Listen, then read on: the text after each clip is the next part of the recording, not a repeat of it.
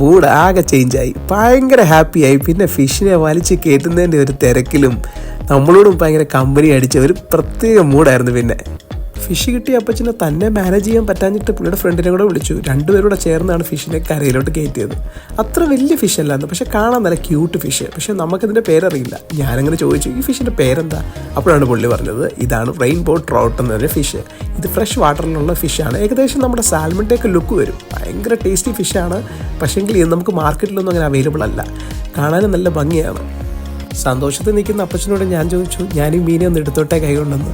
അപ്പോൾ അപ്പച്ചൻ സന്തോഷത്തോടെ പറഞ്ഞു, അതിനെന്താ എടുത്തോ, പക്ഷേ ഇത് തിരിച്ച് വെള്ളത്തിൽ പോയി കഴിഞ്ഞാൽ നീ തന്നെ പിടിച്ചു തരണമെന്നൊരു വാണിംഗും തന്നിട്ടാണ് എനിക്ക് ഫിഷ് കൈ തന്നത്.